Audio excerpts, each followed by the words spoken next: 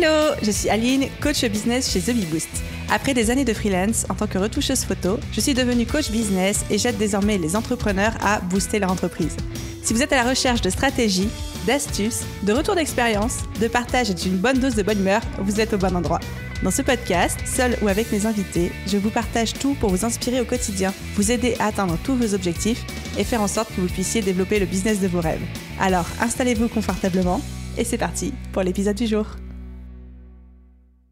Hello à tous et bienvenue dans l'épisode 267 du podcast Je peux pas, j'ai business. Encore une fois et comme toujours, je suis absolument ravie de vous retrouver pour ce nouvel épisode de podcast dans lequel on va parler de pourquoi certains entrepreneurs n'arrivent pas à vendre et à trouver des clients alors qu'ils font tout ce qu'il faut, ou en tout cas qu'ils ont l'impression de faire tout ce qu'il faut parce que concrètement et factuellement, si ces entrepreneurs-là n'arrivent pas à vendre, c'est que quelque part, il y a, excusez-moi l'expression, une dans le pâté. Je me censure si jamais il y a des enfants qui écoutent dans la voiture, n'est-ce pas? Donc, c'est que quelque part, il y a quelque chose qui coince. Et on va essayer de décortiquer et de comprendre quoi dans cet épisode de podcast. Et avant de commencer, j'aimerais prendre une petite minute pour remercier l'un ou l'une d'entre vous qui a pris le temps de laisser son avis et une note sur sa plateforme d'écoute. Et aujourd'hui, on dit un grand merci à Karevma, je sais pas, qui a laissé le commentaire suivant. Merci pour ton énergie, tes conseils, tes astuces et tes coups de boost. Ça fait une éternité que je voulais te remercier, mais comme j'écoute dans ma voiture, j'oubliais, je ne prenais pas le temps. C'est enfin fait.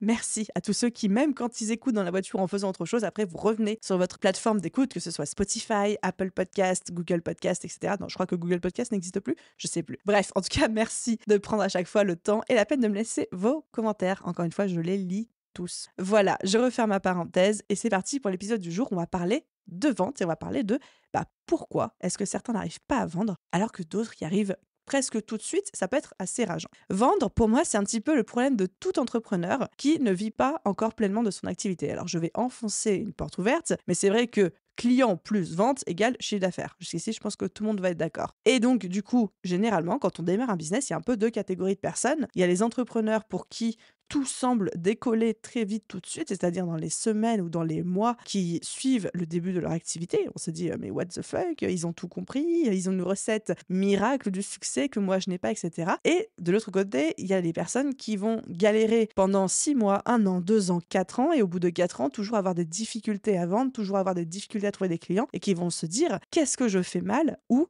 à côté de quoi est-ce que je suis passée? Est-ce que les autres ont compris quelque chose que moi je n'ai pas compris? Et c'est vrai que cette deuxième catégorie d'entrepreneurs, c'est à elle que j'ai envie de m'adresser aujourd'hui et de dire, voilà, si aujourd'hui vous vous reconnaissez dans ce profil, vous êtes lancé depuis un certain temps, quelques semaines, quelques mois, quelques années, et vous trouvez toujours aussi galère de trouver des clients, vous avez l'impression vraiment de pédaler dans la semoule, et vous avez cette sensation désagréable d'être passé à côté de quelque chose, ou alors d'avoir un aspect que vous n'avez pas compris, ou alors d'avoir une stratégie que vous n'avez pas comprise, malgré le fait que vous avez littéralement l'impression d'avoir tout essayé, de tout faire comme il faut. Avec cet épisode, on va mettre les mains dans le cambouis et vraiment essayer de comprendre ce qu'il se passe. J'ai repéré 6 éléments récurrents chez les entrepreneurs que je vois qui ont du mal à vendre. Et c'est ces 6 éléments qu'on va décortiquer aujourd'hui dans le podcast. Mais avant ça, deux petites choses. La première, c'est que je vous parlais de cette catégorie d'entrepreneurs qui décollent tout de suite, du jour au lendemain, dans les semaines, voire même les mois qui suivent le début de leur activité, où vous en avez l'impression qu'ils ont tout compris et qu'ils ont débloqué un cheat code auquel vous n'avez pas eu le droit ou auquel vous n'avez pas accès. Revenons un petit peu sur la notion de ce qu'on appelle le overnight success, c'est-à-dire le succès du jour au lendemain. Généralement, ce qu'on ne comprend pas, c'est que derrière un succès fulgurant du jour au lendemain, il y a énormément des années de travail dans l'ombre.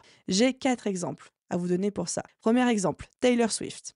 Taylor Swift, ça fait 3-4 ans qu'elle explose, qu'elle fait vraiment des tournées littéralement à guichet fermé. Sauf que Taylor Swift aujourd'hui a 34-35 ans et qu'elle a commencé à produire de la musique à 16 ans. Donc pour tous ceux qui pensent que Taylor Swift est un overnight success, ça fait plus de, 20 ans, 15 ans que sa carrière est lancée. Il a fallu 14 ans, 15 ans pour que ça explose. Deuxième exemple.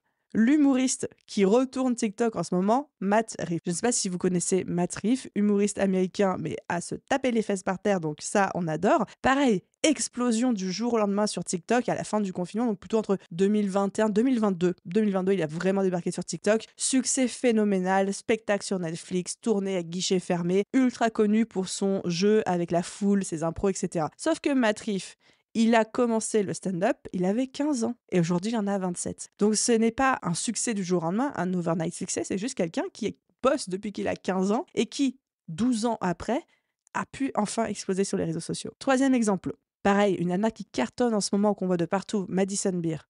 Madison Beer, on aime ou on n'aime pas, mais en ce moment, elle est jugée comme étant l'une des femmes les plus belles, les plus sexy de la planète. Pareil, c'est une autrice-compositrice, elle fait de la musique, etc. Mais pareil, Madison Beer, elle a commencé en 2015 et elle n'a explosé à titre planétaire qu'en 2023-2024. Dernier exemple, un humoriste français, Cocorico, Redouane Bougueraba. J'espère que je n'écorche pas son prénom, ni son nom de famille. Pareil, Redouane, il s'est lancé en 2015. Depuis 2015, il fait du stand-up, mais c'est avec son spectacle On m'appelle Marseille en 2022 qu'il a retourné Internet et qui aujourd'hui fait qu'il est l'un des humoristes les plus appréciés en France. Donc en fait, il y a plein d'exemples, plein de personnes, et je fais exprès de citer des énormes figures, des gens très populaires, mais parce que ça nous montre que toutes ces personnes qui explosent et toutes ces personnes, on se dit waouh, elles ont réussi du jour au lendemain, là où moi je galère depuis toutes ces années, bah bien souvent c'est des personnes qui travaillent dans l'ombre depuis des mois, voire même des années. Et pareil, j'ai plein d'entrepreneurs autour de moi qui ont aujourd'hui des centaines de milliers d'abonnés, par exemple sur Instagram, et on a l'impression que ça a été ces 2 ou 3 dernières années qu'ils ont explosé, mais en fait quand on parle avec elles, ce sont des personnes qui sont sur les réseaux depuis par exemple 10 ans, mais qui avant ont testé d'autres niches et qui n'ont pas forcément fonctionné, ou qui étaient dans la même niche mais où ça décollait pas, et qui ont décollé du jour au lendemain, on va dire ces 2-3 dernières années. Donc la première chose et mon premier message, et pourquoi je vous dis ça, c'est que parfois on peut avoir l'impression que ça marche pour les autres mais pas pour nous, mais on oublie que les autres, généralement, ils ont quelques années d'avance sur nous, ou alors ça fait aussi longtemps qu'ils galèrent, et qu'il n'y a pas de recette miracle de succès où certaines personnes ont trouvé le cheat code dès le départ, et que vous avez été laissé en galère.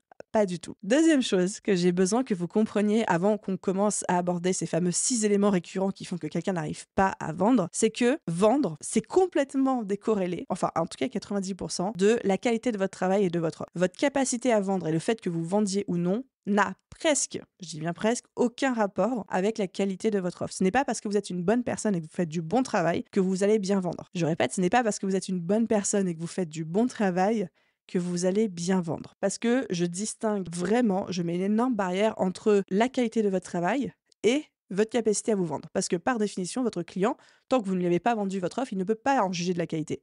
Et il ne peut pas acheter parce que c'est de la bonne qualité, parce qu'il n'en a aucune preuve, il ne l'a pas eu entre les mains, il ne l'a pas testé, il ne l'a pas expérimenté. Donc en fait, un entrepreneur qui n'arrive pas à vendre, ce n'est pas un entrepreneur qui fait du mauvais travail. Si vous n'arrivez pas à vendre, ce n'est pas que vous faites du mauvais travail, ou que vous êtes une mauvaise personne, ou que vous êtes indigne, ou que vous n'avez rien compris. C'est juste que vous ne savez pas vendre. Et vendre, c'est une discipline. C'est quelque chose qui s'apprend. C'est une compétence. Ok? Donc, première chose à retenir, méfiez-vous de ce qu'on appelle les overnight success, les succès du jour au lendemain, parce que ça en est rarement. Deuxième chose, comprenez que la qualité de votre offre, la qualité de votre travail et la qualité de vous en tant qu'être humain, en tant qu'entrepreneur, n'a rien à voir avec votre capacité à vous vendre. Ok? Allez, du coup, c'est parti. Quels sont les 6 éléments récurrents que je remarque chez toutes les personnes qui n'arrivent pas à vendre? Ça ne veut pas dire que si vous en avez un sur les 6, vous êtes dans la merde. Ça veut juste dire que repérez les choses qui peuvent potentiellement vous parler. Cherchez à vous questionner sur chacune de ces catégories en vous demandant est-ce que ça résonne? Est-ce que j'ai l'impression que oui, là, il y a peut-être un truc à travailler? Ou est-ce qu'au contraire, vous dites non, ça c'est bon, pas de souci de mon côté.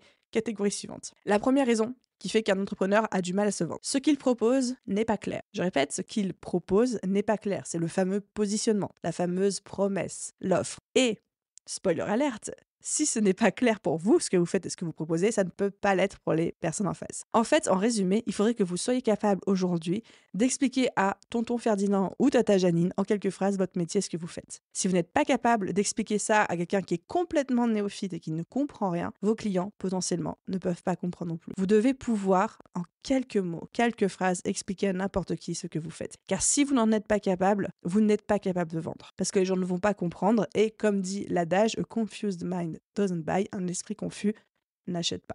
Petite anecdote et petite astuce aussi au passage, quand j'ai rencontré mon copain, il m'a demandé qu'est-ce que tu fais? Alors là, moi j'étais un peu embêtée parce que comment est-ce qu'on explique à quelqu'un qui n'est pas du tout dans le milieu de l'entrepreneuriat, du digital marketing, etc., ce que je fais? Sachant que je fais beaucoup de choses. Et en fait, la manière que j'ai trouvé de lui expliquer, où il a tout de suite compris, c'est que je lui ai raconté une petite histoire très rapidement. Et je lui ai raconté l'histoire de ma cliente idéale. Parce qu'au début, je lui disais, je crée des formations pour les entrepreneurs, pour les aider à trouver plus de clients, se former au marketing et à la communication. Et là, il me regardait, il me disait, ok, je comprends tes mots, mais ça n'a aucun sens pour moi. Personnellement, je vois pas ce que tu fais, je vois pas pourquoi les gens auraient besoin de toi. Moi, quand je me suis lancée en tant que freelance, j'avais besoin de personne, j'ai trouvé mes réponses tout seul en ligne, etc. Bref, il comprenait pas qu'il puisse y avoir un besoin. Et du coup, la manière que j'ai trouvé de lui expliquer qui a bien fonctionné, c'est que je lui ai raconté l'histoire de mon client idéal. Je lui ai dit, mon chéri, cite-moi le nom d'une amie à toi. Donc il m'a cité le nom d'une pote à lui et j'ai dit, imagine, elle se lance demain comme graphiste, mais elle a énormément de mal à trouver des clients parce qu'elle essaye d'utiliser les réseaux sociaux pour se faire connaître, mais il y a tellement de monde qu'elle sait pas quoi poster, quoi faire. Elle a l'impression que tout le monde fait du meilleur travail qu'elle, elle manque un peu de confiance en elle et surtout elle se sent complètement perdue. Parfois, elle t'envoie des messages pour te demander des conseils, mais toi tu lui donnes des petits bouts de conseils par-ci par-là, mais ça n'aide pas vraiment et du coup elle est un peu paumée. Et bien généralement, ton amie, c'est là qu'elle vient me voir parce qu'elle a besoin que quelqu'un la prenne par la main et lui donne le plan d'action de A à Z pour développer son entreprise. Et là, j'ai vu dans ses yeux qu'il a capté. Donc, si à un moment vous avez un métier un peu complexe ou un métier qui sort des métiers globaux que les gens connaissent, et souvent c'est votre cas, si vous écoutez ce podcast-là, n'hésitez pas à raconter une histoire. Racontez l'histoire de votre client idéal. Comment il se sent, qu'est-ce qu'il traverse et comment vous l'aidez. Généralement, ça, les gens accrochent toujours. Donc, premier point à checker, c'est est-ce que ce que vous proposez est clair?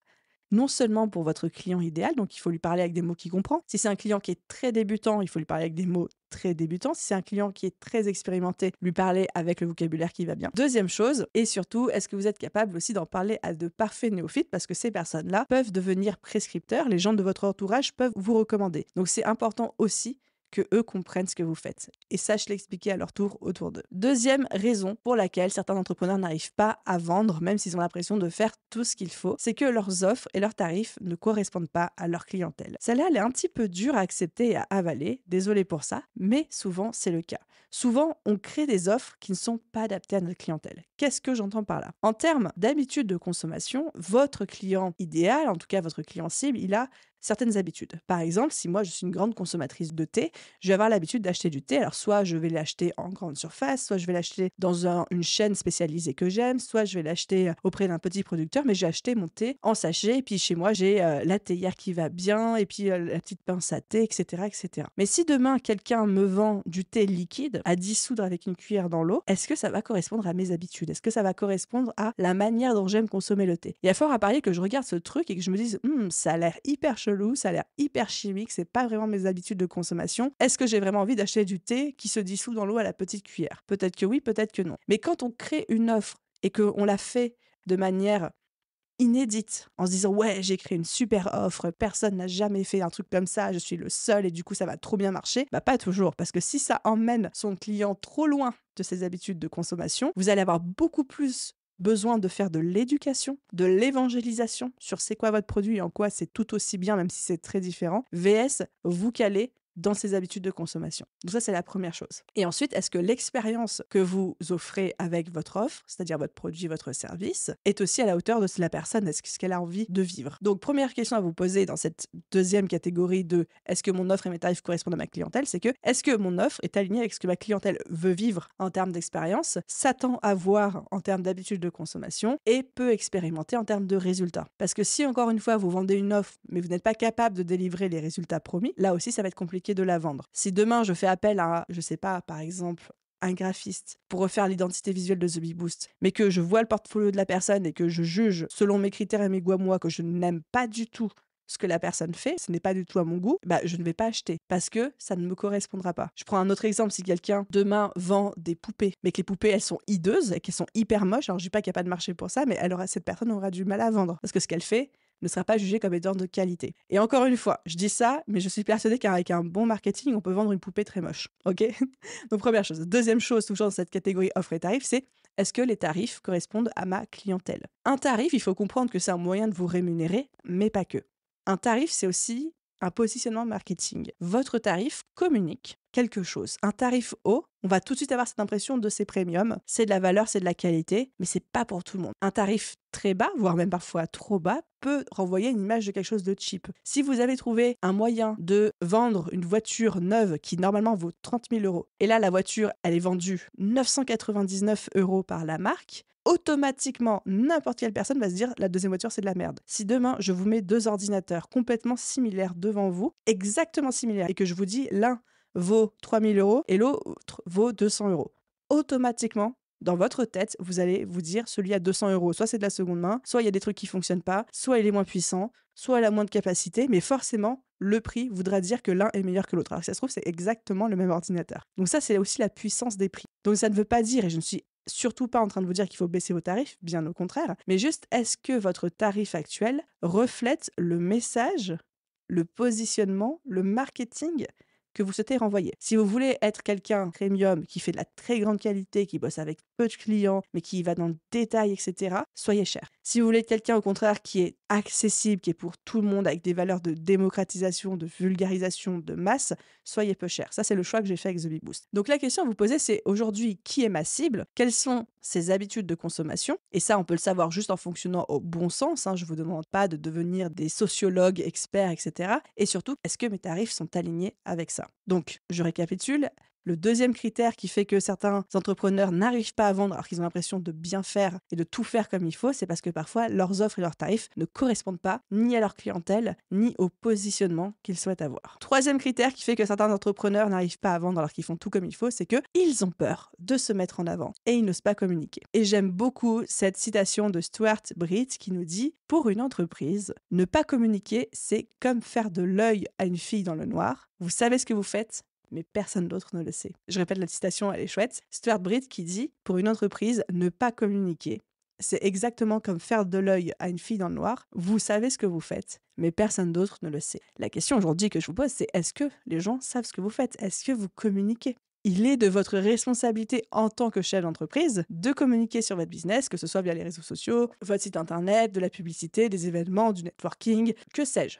Vous trouvez les moyens qui vous correspondent, qui correspondent à votre audience, votre cible, etc. Mais il faut bien comprendre que c'est votre job d'être visible et que c'est votre job de communiquer. Et il n'y a pas de c'est au client de vous trouver. Et il n'y a pas de c'est la faute des algorithmes. Il n'y a pas de ah gna gna, j'ai pas envie, je me trouve des excuses, etc. Ça fait partie de votre boulot de chef d'entreprise. Alors certes, c'est pas toujours cool. C'est pas le job parfois qu'on préfère, le fait de se rendre visible, de communiquer, de parler de soi, de se vendre, etc. Malheureusement ou heureusement, ça fait partie de votre rôle. C'est sur la fiche de poste de chef d'entreprise. Et très très très souvent, c'est là où ça coince, de ce que j'observe chez ceux d'entre vous qui communiquent avec moi, par exemple au quotidien sur Instagram, etc. C'est que soit vous avez peur de vous mettre en avant et de communiquer, ou alors vous le faites pas assez ou pas de la bonne manière, ou alors, et là j'arrive à mon quatrième critère, vous avez peur de vendre. Vous avez peur de vous vendre. Vous avez peur de passer pour des vendeurs de tapis. Vous avez peur de déranger. Vous avez peur d'être rejeté. Vous avez peur de vous prendre un refus. En fait, vous mettez des peurs, vous projetez des choses sur l'acte de vente qui font que ça devient une espèce de monstre géant qui vous terrorise, là où c'est une simple action qui relève de notre responsabilité de chef d'entreprise. Et moi, je suis complètement pour le fait de désacraliser et de dédramatiser la vente. La vente fait partie de votre job. Encore une fois, c'est une petite ligne sur la lettre de mission, c'est une petite ligne sur la fiche de poste quand on devient entrepreneur. Vous êtes responsable de votre système de vente. Vous êtes responsable du fait de trouver vos clients. Et il faut travailler sur cette peur de vendre. Et le meilleur moyen de le faire, c'est de dédramatiser. Vendre, se faire, entre gros guillemets, rejeter, avoir des refus, avoir des non, avoir des gens qui nous, entre guillemets de nouveau, rejettent, avoir des gens qui ne répondent pas, bah c'est pas grave, tout le monde expérimente et ça fait partie du deal. Et le jour où vous allez apprendre à détacher la valeur et l'estime que vous vous portez à vous-même et que vous portez à votre travail de la réaction des gens en face, vous allez voir que tout va devenir plus simple. Pour ça, je vous recommande l'épisode 170 de ce podcast, Apprendre à aimer la vente. On creuse vraiment ce sujet si vous pensez ou si vous avez la sensation que c'est quelque chose d'un peu sensible chez vous, que vous avez besoin de travailler ou envie d'aller creuser ce sujet-là. Épisode 170, je vous mettrai le lien en description de cet épisode de podcast. Donc, quand on a peur de vendre, évidemment qu'on n'arrive pas à vendre. Et quand on a peur de vendre, évidemment qu'on va s'empêcher de vendre. On va trouver plein d'excuses pour ne pas vendre. On va s'engager dans ce que j'appelle la procrastination active, c'est-à-dire qu'on va trouver plein d'autres choses à faire, sauf ce qui est important, c'est-à-dire vendre, prospecter. Donc on va peaufiner notre identité visuelle, notre logo encore et encore et encore. On va créer plein de contenus, on va peaufiner notre offre, on va se projeter dans notre vision, on va retravailler encore. Et puis quand on aura terminé tout ça, on va décider qu'on va tout recommencer parce que finalement on n'est plus vraiment content et qu'on a envie de changer notre identité visuelle et que oh bah zut alors il va falloir changer tout le compte Instagram et tout le site internet. Et en fait c'est un cercle sans fin. Mais qu'est-ce qui se passe dans ce cercle sans fin? C'est qu'on est dans notre zone de confort, on est dans une situation où on retravaille sur les choses qu'on a déjà faites ou qu'on connaît et qui sont confortables parce qu'on n'est pas obligé de vendre, on n'est pas obligé de se montrer vraiment, on n'est pas obligé de communiquer, on n'est pas obligé de prospecter. Et du coup, c'est beaucoup plus confortable de bosser et de rebosser là-dessus que de vraiment s'atteler aux tâches qu'on repousse parce qu'elles nous font peur, mais qui ont vraiment le potentiel de faire décoller notre business. Et ça, je le vois, mais tout le temps, tout le temps, tout le temps. Donc, une bonne question à vous poser là, c'est dans quelle loop, dans quelle boucle répétitive est-ce que vous êtes actuellement enfermé et qui fait que votre business ne passe pas à l'étape supérieure. Ok, Cinquième critère, cinquième raison qui font que certains entrepreneurs n'arrivent pas à vendre alors qu'ils font tout ce qu'il faut. C'est que ces personnes-là n'inspirent pas confiance à leurs potentiels clients. C'est bête à dire, mais parfois il y a des prestataires de services ou des vendeurs qui n'inspirent pas suffisamment confiance à leurs clients et donc les clients n'achètent pas ou alors se montrent très frileux, très résistants. Pour qu'un client achète chez vous, il faut qu'il soit convaincu de trois choses. La première, c'est que il va avoir les résultats qu'il est venu chercher, que ce soit les résultats d'un accompagnement, un rendu en termes de délivrable ou alors un produit physique. Il faut qu'il soit persuadé qu'il peut avoir confiance en vous et en votre business, c'est-à-dire en la qualité de votre travail, en votre attitude, en votre professionnalisme, en votre capacité à respecter les deadlines, etc. et en votre capacité à mener le projet. Et ensuite, il faut qu'il ait les moyens financiers, bien évidemment. Alors très souvent, les gens disent non, mais j'ai pas l'argent, etc. Si quelqu'un vous dit j'ai pas l'argent, alors que vous avez quand même contacté et qu'il connaissait grosso modo votre rente de tarif en amont, c'est très probable que le point 1 ou 2 ne soit pas 100% validé de son côté et qu'il se réfugie derrière le coût pour justifier ça. C'est-à-dire qu'il est très probable que soit il n'est pas certain d'avoir les résultats qu'il est venu chercher, soit quelque chose ne lui donne pas 100% confiance en vous, en votre business. Ça ne veut pas dire encore une fois que c'est la réalité. Ça ne veut pas dire encore une fois que vous n'êtes pas capable de délivrer des résultats ou que vous n'êtes pas professionnel ou que vous ne faites pas du bon travail. C'est juste que dans ce que vous avez mis en place en termes de communication, d'attitude, de discours, il y a des choses qui lui ont mis le doute. Évidemment, il y aura toujours des gens qui vous diront c'est trop cher, j'ai pas les moyens. Il y a toujours des touristes qui vous contactent parce qu'ils pensent que ce que vous faites vaut 50 € alors que ça en vaut 3000. Pourquoi pas? Mais si vous vous retrouvez à un moment à avoir une majorité de personnes qui sont comme ça, qui vous contactent avec des volontés de tarifs complètement démentielles, c'est que quelque part, quelque chose dans votre communication soit attire cette cible-là et ces gens-là. Donc ça veut dire que votre communication ne reflète pas vos tarifs. Et encore une fois, on se souvient, le tarif est un positionnement marketing aussi. Soit quelque chose dans votre communication, dans votre discours, lui sous-entend que ce que vous faites n'a pas la valeur de ce que vous vendez. Ça peut être très subtil, ça peut être un branding, ça peut être un vocabulaire, ça peut être la manière dont vous parlez de vos offres, ça peut être comment vous avez construit votre site internet, mais à un moment, visuellement, de manière imperceptible, complètement inconsciente, quand on visite le site internet d'une entreprise, on se fait assez rapidement une idée de est-ce que c'est premium et cher ou est-ce que c'est cheap. Alors bien sûr, il y a tout un spectre entre ces deux options-là, mais je pense que vous voyez ce que je veux dire. Et qu'est-ce qui peut faire du coup que un client n'a pas vraiment 100% confiance ou trouve que vous n'inspirez pas confiance? Par exemple, s'il n'y a pas de preuve sociale, s'il n'y a pas de témoignages, que ce soit des témoignages de vrais clients, que ce soit des témoignages d'études de cas, que ce soit juste des screenshots de commentaires, de retours agréables que vous avez reçus, même sur du gratuit. Ça, on peut tout à fait s'en servir quand on commence et qu'on n'a pas du tout de preuve sociale parce qu'on n'a pas encore eu de clients. On peut s'appuyer sur juste les retours positifs sur le gratuit de ce qu'on a fait. Autre exemple, c'est si vous ne mettez pas avant votre expertise, votre parcours, tous ces éléments qui vont vous rendre légitime. Et chacun d'entre vous a des éléments qui le rendent légitime. Que vous débutiez tout juste, que vous ayez des diplômes ou non, que vous ayez beaucoup d'expérience ou non, vous avez des choses qui vous rendent légitime. Mais ça, il faut les identifier et il faut savoir les mettre en avant. Troisième raison qui fait que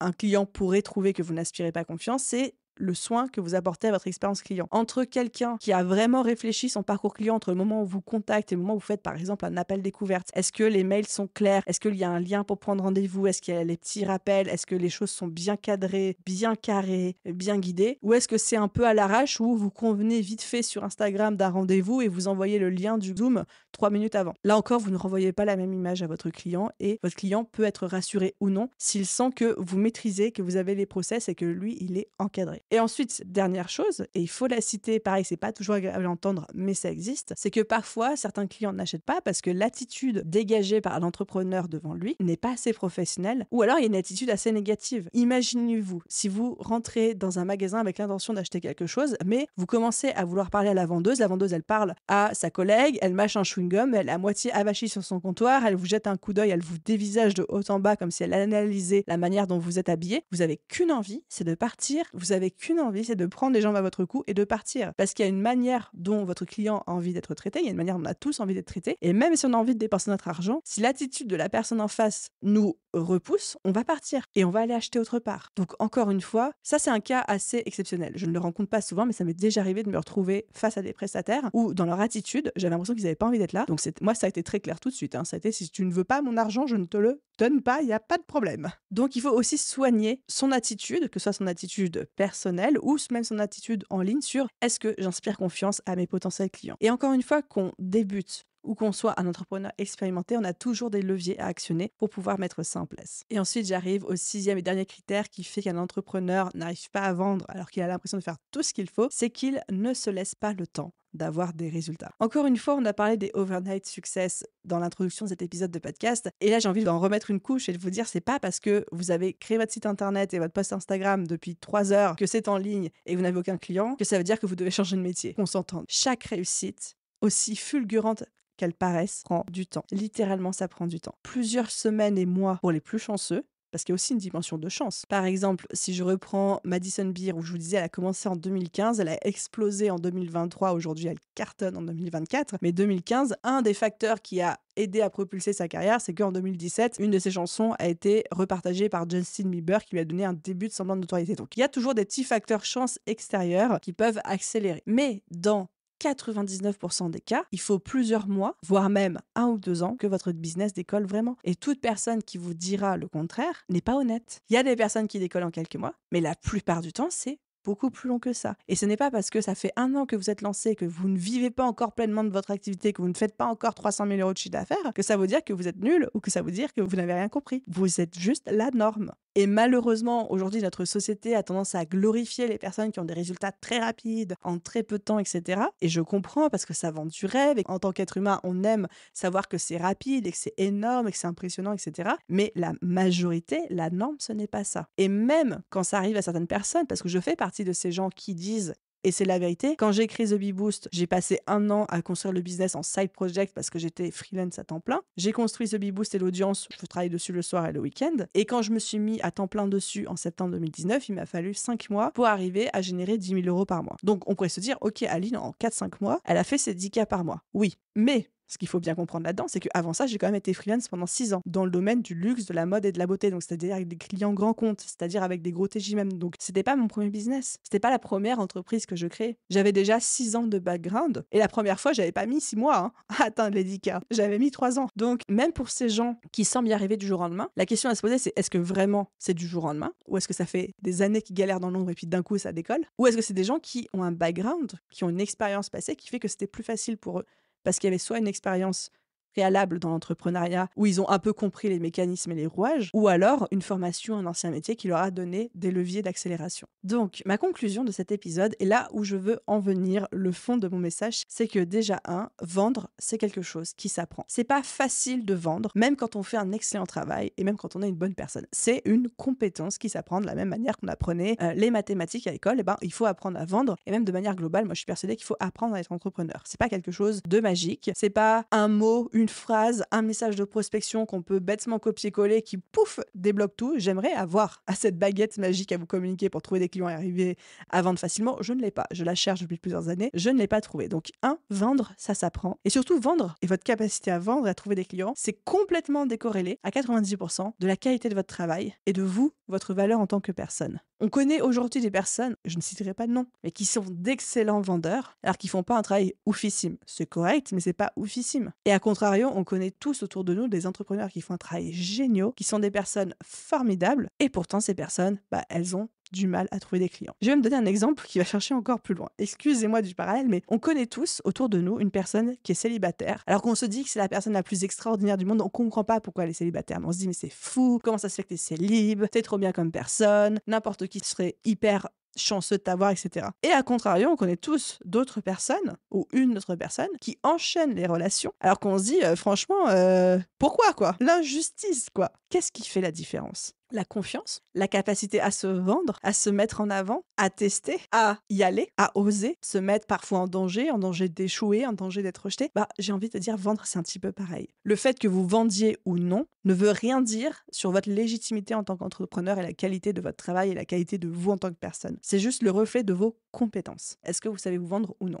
Et ça, la bonne nouvelle, c'est que c'est quelque chose qui se développe, quelque chose qui s'apprend et que tout le monde peut le faire. Et c'est pour ça qu'il y a plein d'entrepreneurs dont je fais partie qui ont créé des programmes business qui sont là pour accélérer ce travail pour vous apprendre à vendre, à aimer ça et les bons leviers et mécanismes pour le faire. Voilà les amis, j'en ai terminé avec cet épisode de podcast. J'espère qu'il vous a plu. N'hésitez pas à venir me faire un petit coucou sur Instagram et à me dire est-ce que ça a résonné, est-ce que ça vous a parlé ou alors pas du tout, quelle est votre relation avec la vente. J'ai hâte d'échanger avec vous à ce propos. Et à vous tous, je vous souhaite une merveilleuse journée, soirée, après-midi, nuit, où que vous soyez.